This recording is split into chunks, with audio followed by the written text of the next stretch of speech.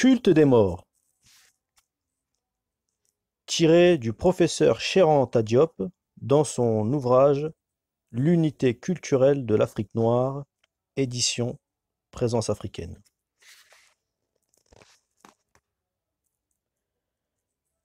C'est dans le cadre de la vie sédentaire que l'existence du tombeau se justifie. Aussi est-il impossible de rencontrer, dans un pays agricole, comme l'Afrique noire, depuis l'Antiquité jusqu'à nos jours, des traces d'incinération. Tous les cas signalés sont inauthentiques. Ce ne sont que des suppositions de chercheurs dans l'esprit desquels la démarcation de ces deux berceaux n'est pas nette et qui, relevant du berceau nordique, ont tendance à identifier n'importe quelle trace de feu comme vestige d'incinération, quand bien même on ne rencontrerait aucun objet culturel à côté. L'Égypte ancienne n'a pas non plus connu la pratique de l'incinération. Partout où l'on rencontre la pratique de l'incinération, fût-ce en Amérique et en Inde, il est possible de discerner la présence d'un élément indo-européen venu des steppes euro-asiatiques. On ne peut pas expliquer la formation de l'Amérique précolombienne sans faire intervenir un élément nomade entré par le détroit de Bering. C'est la thèse généralement admise et elle permet de justifier ce rite funéraire qui se superpose à la pratique de l'enterrement chez les Indiens d'Amérique. Au Mexique, l'incinération des chefs, c'est-à-dire de la classe dirigeante, alors que les ressortissants du peuple étaient enterrés, semble attester une victoire de conquérants nordiques nomades, peut-être d'origine mongole, sur une population agricole et sédentaire.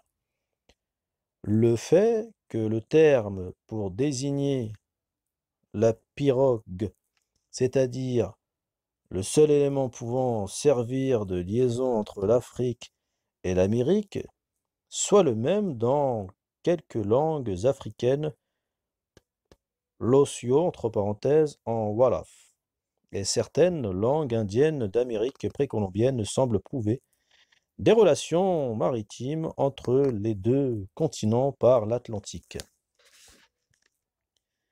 Il aurait donc eu là aussi juxtaposition de deux populations d'origine différentes, l'une méridionale, l'autre nordique. Les tombeaux constituant la demeure des ancêtres après la mort. On y fait des libations, on apporte des offrandes et on y prie. Lorsqu'on veut accroître ses chances dans la vie quotidienne, au sujet d'une démarche précise, on va faire le tour du tombeau des ancêtres, d'où l'expression wolof vers seg, ce qui signifie faire le tour des cimetières ou chances. Mais nulle part en Afrique, il n'existe ce fourmillement d'autels domestiques surmontés de feux sacrés devant brûler aussi longtemps que dure la famille coutume qui semble dériver directement du culte nordique du feu.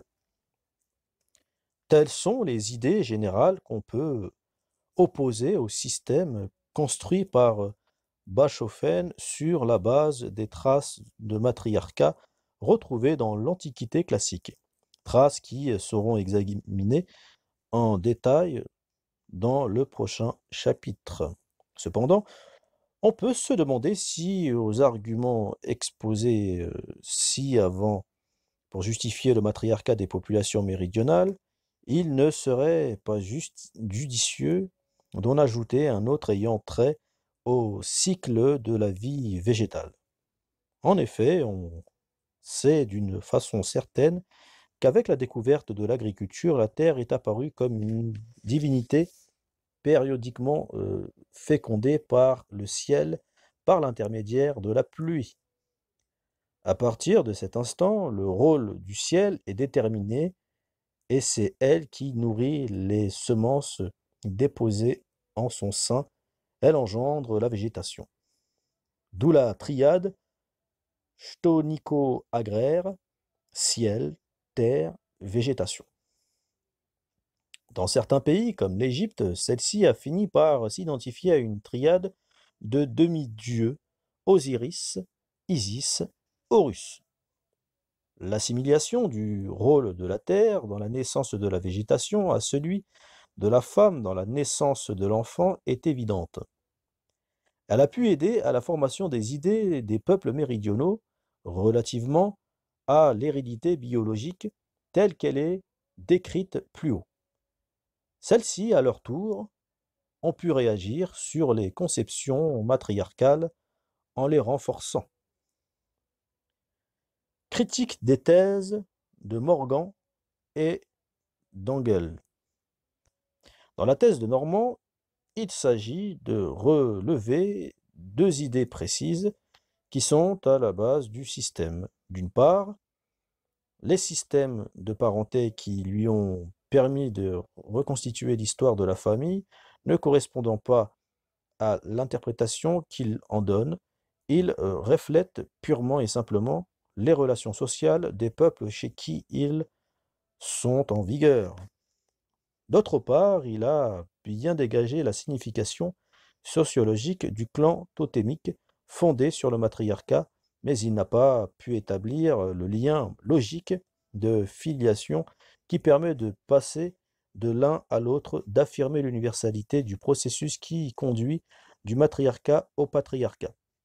Or, aussi longtemps que cette démonstration n'est pas faite, on est en droit de supposer à la lumière de tout ce qui précède qu'il s'agit de deux systèmes irréductibles, adaptés à leur milieu réciproque et nés de cette dialectique qui lie l'homme à la nature. Engel n'apporte pas plus d'éclaircissement sur ce processus. Comment et quand s'accomplit cette évolution chez les peuples civilisés? Nous n'en savons rien. Elle tombe entièrement dans la période préhistorique. Mais le fait qu'elle s'est accomplie est surabondamment prouvé par les nombreux vestiges du matriarcat réunis notamment par Bachofen. Et avec quelle facilité elle s'accomplit, nous le voyons chez toute une série de tribus indiennes où elle vient de se faire récemment et se fait encore à l'heure actuelle, en partie sous l'influence d'une richesse accrue et d'un genre de vie modifié. Migration de la forêt dans la prairie entre parenthèses, en partie par l'influence morale de la civilisation et des missionnaires. Citation de Engels, page 52-53 pour la référence. Dans les chapitres suivants, on verra qu'il faut distinguer l'évolution d'un peuple particulier qui, sous l'influence de facteurs extérieurs, change de système de filiation sans changer de conditions matérielles de vie. D'après cette citation de Engels, on voit que le processus dont il est question est postulé, mais son existence n'est pas démontrée. Il est nécessaire de souligner que l'historicité des différentes formes de famille n'est pas mise en doute, chacune d'elles évolue constamment. Il est à peu près certain aussi que le mariage par groupe que mentionnent Engels et Morgan a existé, mais il n'est ni à l'origine du système de parenté de Morgan, ni à l'origine de la filiation matrilinéaire. Dans toutes les formes de la famille par groupe, on ne peut savoir avec certitude qui est le père d'un enfant, mais on sait qui est sa mère. Quoique celle-ci appelle ses enfants tous les enfants de la famille commune et ait envers eux des devoirs maternels, elle n'en distingue pas moins ses propres enfants parmi les autres. Il est donc évident que partout où existe le mariage en groupe, la descendance ne peut se démontrer que du côté maternel et que, par suite de la filiation féminine, est seule reconnue. C'est effectivement le cas chez tous les peuples sauvages et appartenant au stade inférieur de la barbarie. L'avoir découvert, le premier et le deuxième grand mérite de Bachofen. Citation de Engels, page 30-31. Le postulat sur lequel le système est bâti. Comme on le voit d'après les citations antérieures et celle-ci, est que toutes les nuances de parenté objective sont primitivement rendues par le langage. Celui-ci n'enregistre que des liens qui ont réellement existé à un moment donné. On ne comprendrait pas alors pourquoi, dans le cas du mariage par groupe, la mère, sachant pertinemment que les autres enfants ne sont pas les siens, les appelle pourtant ses enfants. Ici, le langage trahit volontairement la réalité et n'exprime pas la parenté réelle, mais une parenté sociale. Et le fait est d'autant plus grave que cette sorte d'altération due à la société remonte à l'époque la plus primitive, celle du stade inférieur de la barbarie. Dès l'origine, la société introduit donc insidieusement des causes d'erreur et le système dont l'objectivité semblait garantie est vicié à la base. Il a besoin pour s'édifier de confondre d'abord toutes les mères et les rendre communes pour justifier une forme d'appellation. La tante appelée mère par les enfants de sa sœur, il a besoin dans une seconde opération de distinguer ces mères pour rendre compte de la filiation matrilinéaire. Cette contradiction qui réside dans ces fondements n'a pas été surmontée correctement, mais a été étouffée et écrasée par l'édifice théorique. Il semble plutôt que le système de parenté dont la découverte par Morgan parut si importante ne traduise que des relations purement sociales. S'il en était autrement, on se demanderait pourquoi il n'a pas survécu sous forme de traces si ténue soit-elle, dans le berceau nordique, chez les prototypes des Indo-Européens dont nous connaissons les traditions mythologiques et l'histoire avec certitude, grec, romain, germain, entre parenthèses. Aussi loin qu'on remonte dans le passé indo-européen, fût-ce jusqu'aux steppes eurasiatiques, on ne trouve que le génos patrilénaire avec le système de parenté qui caractérise aujourd'hui encore leurs descendants. Il est difficile de soutenir qu'à cette époque, les steppes les Indo-Européens étaient déjà trop évolués pour conserver le système de parenté trouvé chez les Indiens d'Amérique, en Afrique et en Inde, qu'ils avaient déjà franchi le stade inférieur de la barbarie et que, par conséquent, ils ne devaient plus conserver ce système de parenté même à l'état de trace. On pourrait alors se demander comment il a pu subsister chez les bâtisseurs d'empires de l'Afrique noire. L'empire de Ghana a duré du IIIe siècle jusqu'en 1240. Il a donc précédé de 500 l'empire de Charlemagne. Il avait soumis les Berbères d'Odagoste, qui lui payaient tribut. L'organisation sociale et politique qui y régnait sera décrite dans les chapitres suivants. Sa renommée s'étendait jusqu'en Asie. Or, le système de parenté qui régnait à Ghana et aujourd'hui encore chez les Saracolais, descendants des empereurs, et celui décrit par Morgan, bien qu'il se soit converti à l'islam. Ghana, en 1240, fit place à l'Empire du Mali, à propos duquel de la Fosse écrit, je cite, « Cependant, Gao était recouvré son indépendance entre la mort de Gongo Moussa et l'avènement de Suleiman, Et un siècle plus tard environ, l'empire mandingue, le Mali entre parenthèses, allait décliner sous les coups du Songhai, tout en conservant assez de puissance et de prestige pour que son souverain traitât d'égal à égal avec le roi du Portugal, alors l'apogée de sa gloire. Fin de citation.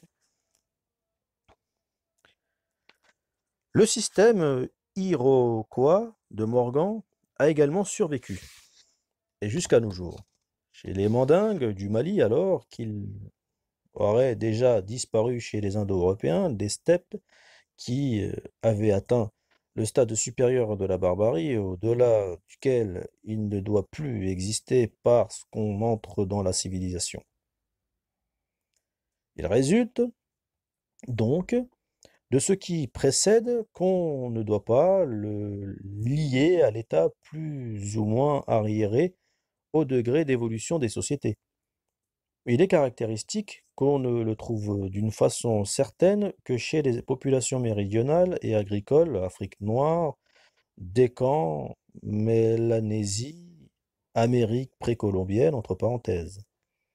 On sait que la population de l'Amérique est venue d'ailleurs puisqu'on n'y trouve pas d'hommes fossiles.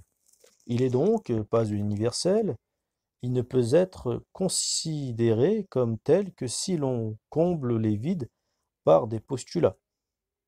Il apparaît manifeste que comme le matriarcat, il relève d'un système d'organisation politique et sociale d'un genre de vie sédentaire et agricole irréductible au genre de vie nordique nomade. Comme il est dit plus haut, ce système n'a qu'une signification sociale.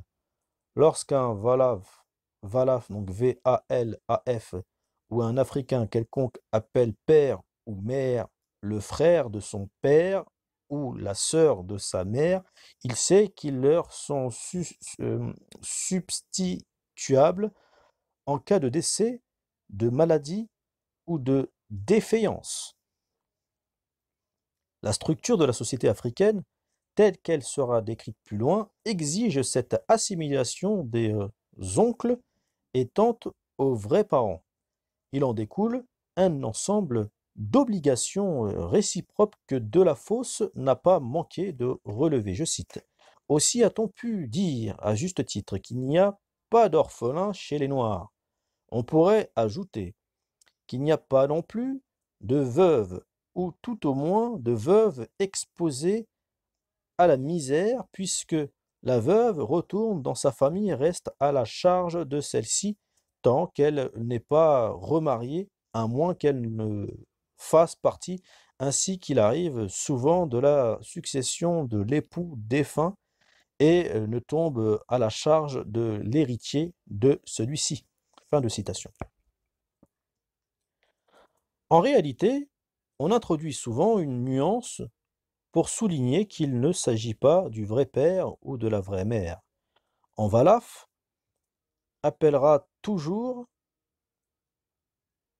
le frère de son père Bai Bu Ndav, ce qui signifie petit père.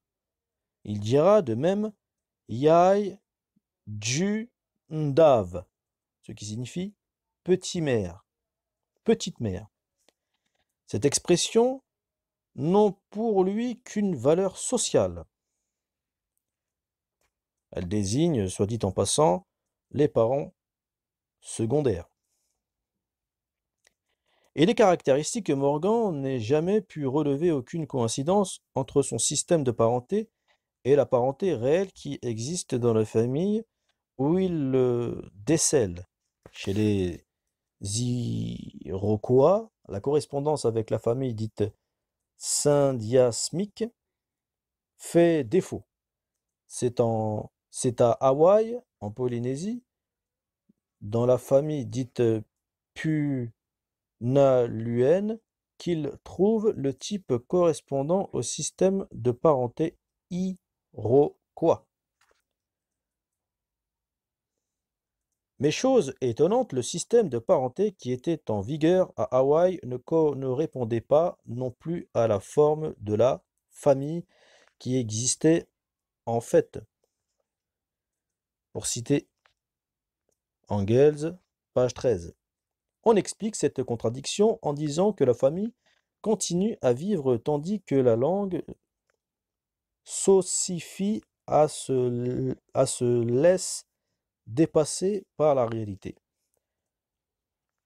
Citation de Engels, page 14. Tandis que la famille continue de vivre, le système de parenté s'ossifie et pendant qu'il se maintient par la force de l'habitude, la famille le dépasse. Fin de citation.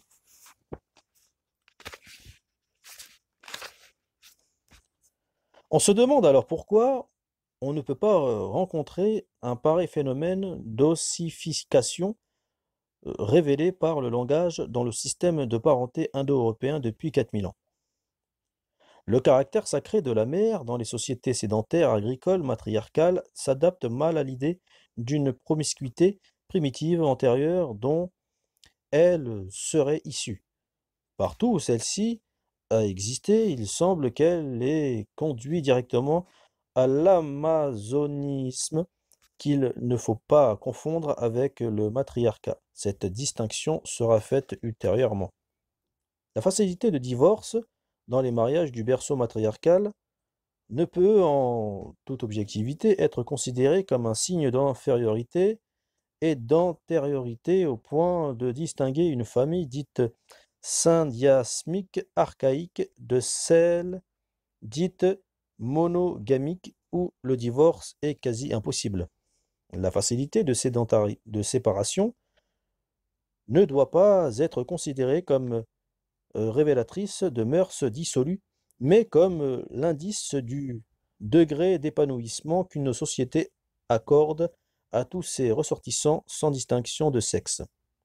La femme africaine, même après le mariage, conserve toute sa personnalité et ses droits. Elle continue à porter le nom de sa famille, contrairement à la femme indo-européenne qui perd le sien pour prendre celui de son mari. Tels sont donc les traits saillants des deux régimes, matriarcal et patriarcat. Leur caractère exclusif, quant à la filiation et au droit de l'héritage, révèle un choix conscient systématique et non une impossibilité de choisir découlant de l'indétermination d'une paternité quelconque. Il a été montré que les choses se passent encore ainsi sous nos yeux dans les deux berceaux et en pleine connaissance de cause. Il est donc pas logique d'imaginer un saut qualitatif qui expliquerait le passage de l'un à l'autre. Il semble plus scientifique de considérer les deux systèmes comme irréductibles. Mais s'il en est ainsi, on doit pouvoir mieux le prouver en retraçant rapidement l'histoire générale de ces deux berceaux et de leur zone de confluence. Ce sera l'objet du chapitre 3.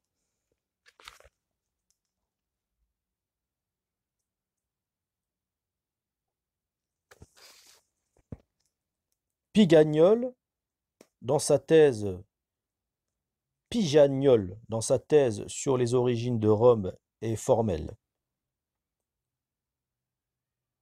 Ce sont les Indo-Européens nomades des steppes eurasiatiques, Celtes, Germains, Slaves, Archéens, Latins, qui ont introduit l'incinération et le culte du feu en Méditerranée.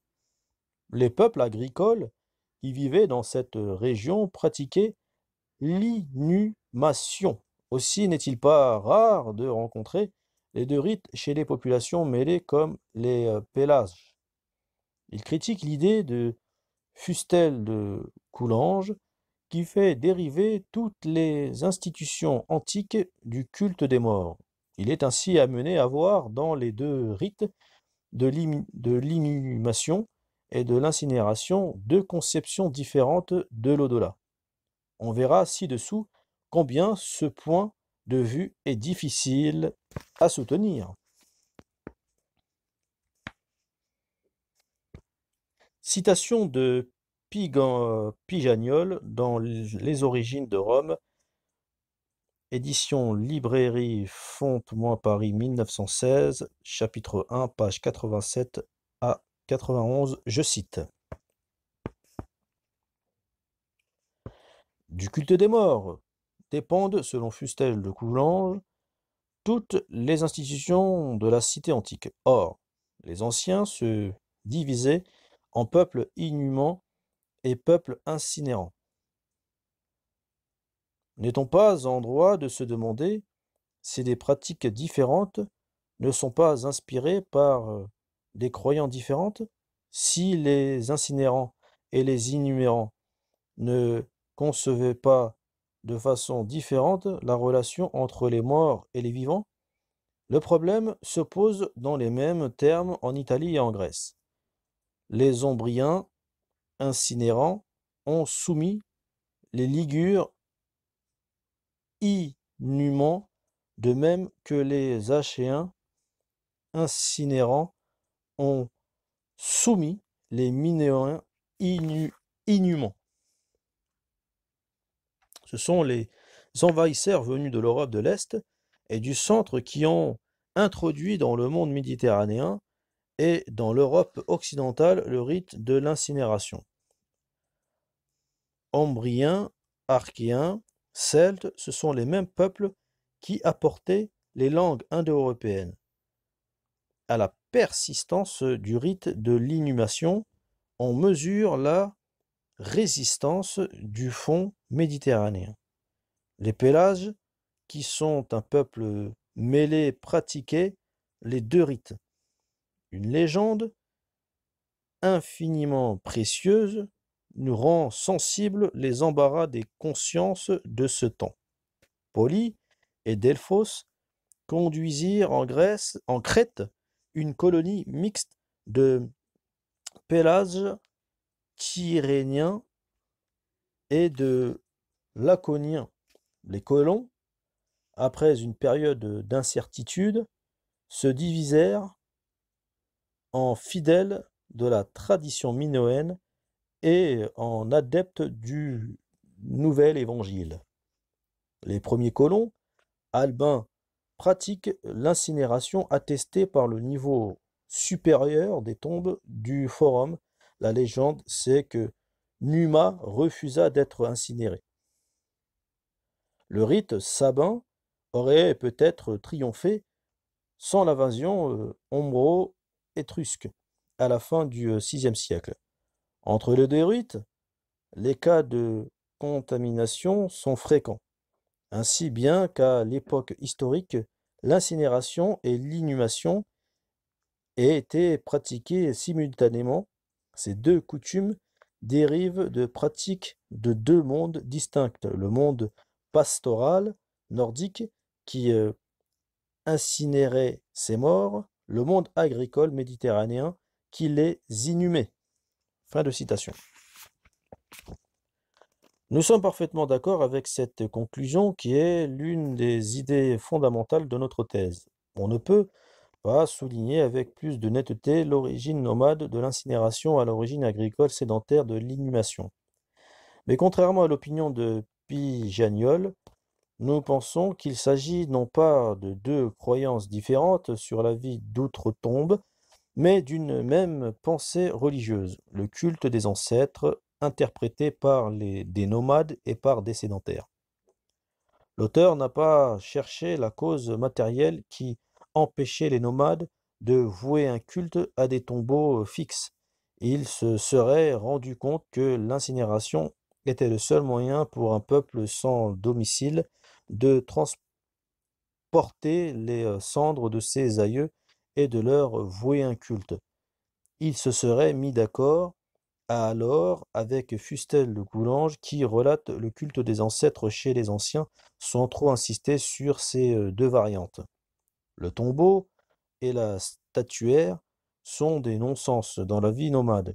Leur absence s'explique logiquement au lieu de traduire ces dispositions intellectuelles particulières.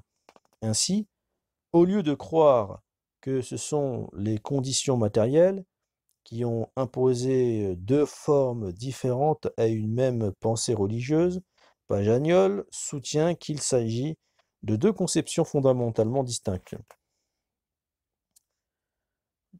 Citation: ces rites paraissent correspondre à deux croyances différentes relatives à la vie d'outre-tombe.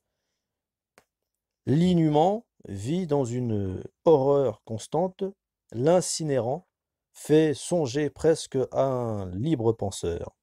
Ces croyances, si distinctes, ne se laissent pas embrasser par une formule commune. De chacune d'elles ne pouvait dériver le même système d'institution. Le postulat de Fustel de Coulanges n'est-il pas déjà ébranlé? Il faudrait, à vrai dire, qu'une étude attentive des relations comparées confirmât nos conclusions.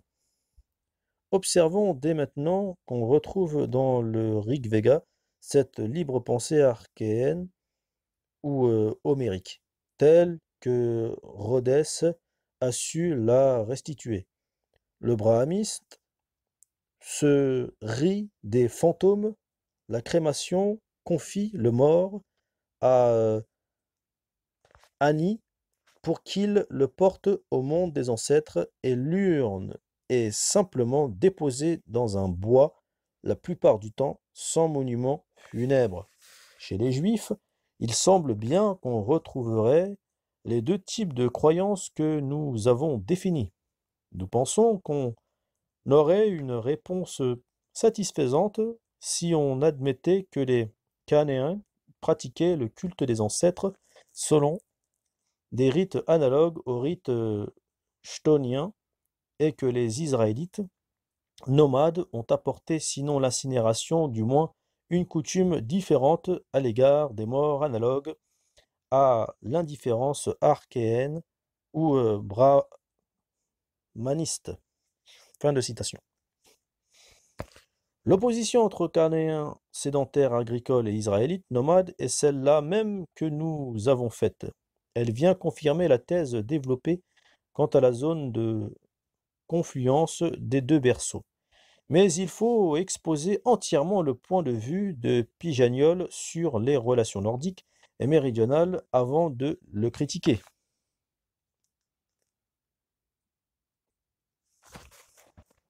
On doit à l'école des philologues anglais une interprétation de la religion grecque très subtile, séduisante et contestée. La religion grecque serait née de la fusion de culte chtonien et de culte ouranien. Les Ouraniens, dieux de la volonté claire, sont l'objet d'une thrapsia. On leur rend des honneurs dans l'attente d'un bienfait. Les Chtoniens, au contraire, sont des esprits impurs que le culte a pour fin d'écarter. Le duel entre religions chtoniennes et ouraniennes correspond à la guerre entre les Pélasses et les envahisseurs nordiques, peuples dont la fusion a produit la Grèce classique. Opposition entre le culte du feu nordique et le culte de la pierre méditerranéenne. Les peuples qui adorent le ciel ont l'idée d'une parenté entre le feu du foyer, l'atmosphère, le feu solaire.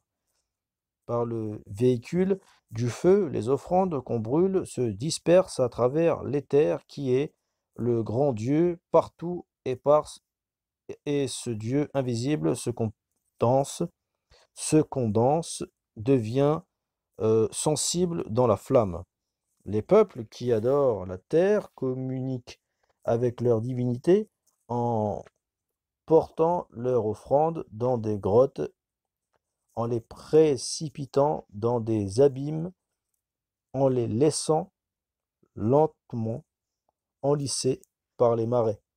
Une tradition enseigne que le culte du feu, confié par Romulus à des prêtres, passa plus tard à des prêtresses par la volonté du sabin Numa.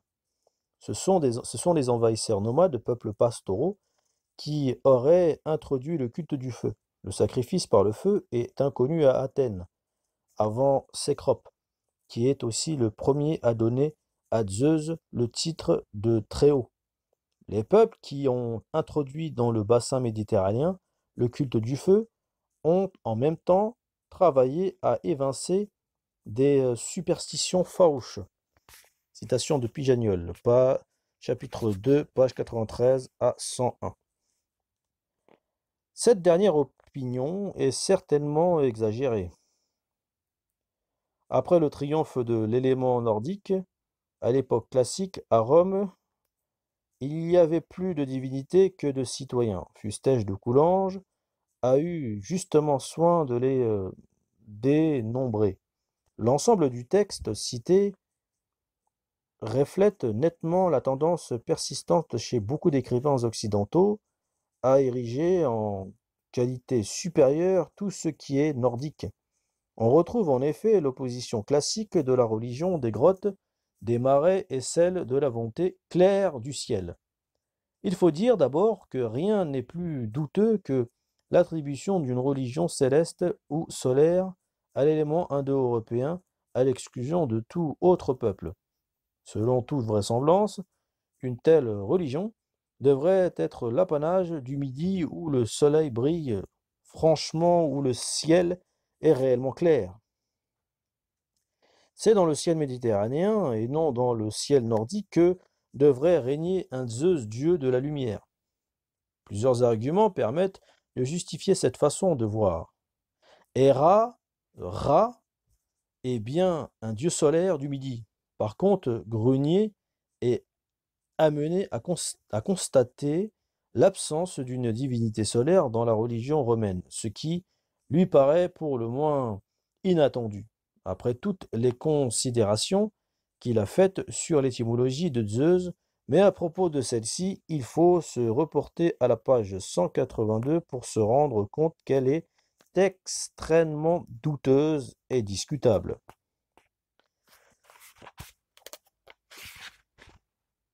Citation de Grenier, page 88, je cite. Le soleil et la lune ont réglé le calendrier romain, les noms de Sol et de Luna n'y apparaissent cependant pas. Le Sol, S-O-L, indige de Rome qui avait son temple sur le Quirinal, serait un dieu de Lavinium. Luna avait sur l'Aventin un peuple qui aurait été fondé par Servius Tullius, mais il faut attendre l'Empire et les influences étrangères pour trouver le développement de ces cultes. Ils sont probablement représentés dans l'ancienne religion romaine par des noms sous lesquels on ne les a pas encore reconnus. Fin de citation. Dans la mesure où le calendrier romain est une adaptation du calendrier égyptien, il n'est pas étonnant qu'on y trouve les termes de lune et de soleil. Malgré la constatation qu'il vient de faire, celle de l'absence d'une divinité solaire authentique chez les Romains, Grenier n'en écrit pas moins, mais disons-le sans trop de conviction. Je cite, tiré de Grenier, page 85-86. Dans l'ensemble les divinités du ciel seraient indo-européennes. Celles de la terre, au contraire, divinités du sous-sol et des grottes représenteraient les avatars de la terre-mère, la grande divinité méditerranéenne primitive. Culte ouranien d'une part, culte chthonien d'autre part. Fin de citation. En réalité, ce que l'on sait de plus certain sur les croyances nordiques, Grenier l'a résumé. C'est leur caractère vétuste. Il y a une sorte d'indigence de la pensée religieuse. Les documents sont rares et relativement récents.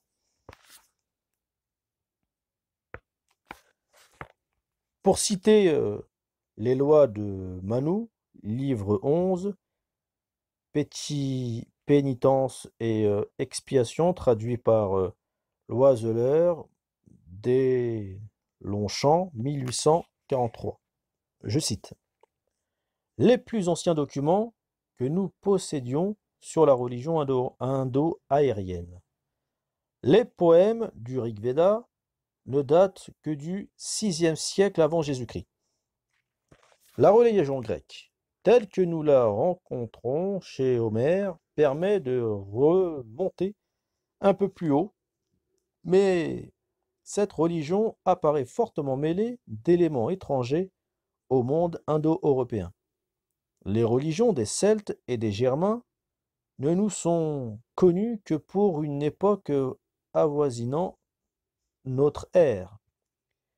Les renseignements que nous possédons sur les anciennes religions des Lituaniens et des Slaves ne remontent guère qu'au XVIe siècle de notre ère, dû en totalité aux pasteurs qui leur enseignèrent le christianisme.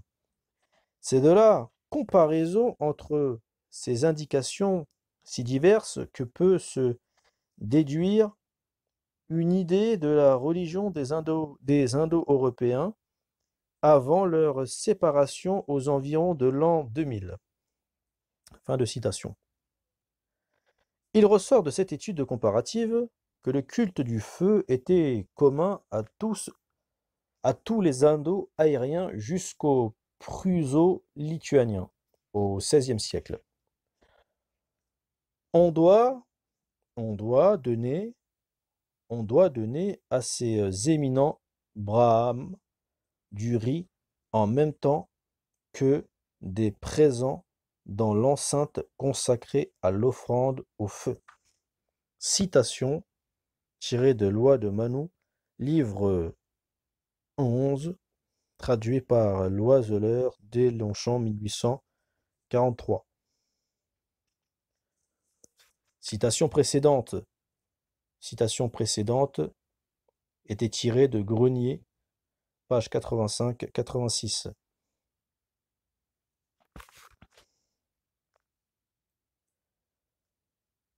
À toutes les raisons qu'on a invoquées pour expliquer le culte du feu. On peut préférer celle qui a été déjà proposée. Dans le froid glacial nordique, le dieu bienfaiteur, par excellence, est le feu, grâce à son utilité incomparable. Sous ces latitudes, l'âme primitive nordique ne tarda pas à lui rendre un culte. Telle serait la base matérielle qui aurait donné naissance par la suite à une superstructure religieuse. Il ressort donc de l'étude de Pijagnol, de celle de Grenier et des lois de Manu, que l'incinération et le culte du feu relèvent d'une tradition spécifiquement indo-européenne, tradition qui se perpétue de nos jours jusque dans des consciences qui en ont oublié l'origine. La flamme du souvenir, les flambeaux olympiques, les associations dont les membres, bien que chrétiens, se font incinérer, s'expliquent probablement à partir de cette tradition aérienne. Il est vraisemblable que certains Européens ne se feraient pas incinérer aujourd'hui, même pour des raisons d'hygiène, s'ils ne tenaient pas déjà cette tradition de leurs ancêtres aériens. Il est remarquable de constater que l'incinération est le fait et le trait ethnologique culturel absolument distinctif du monde aérien et du monde méridional africain en particulier. Il est impossible de relever un seul cas authentique d'incinération en Afrique noire depuis l'Antiquité jusqu'à nos jours. C'est là un fait qui n'a jamais été suffisamment souligné.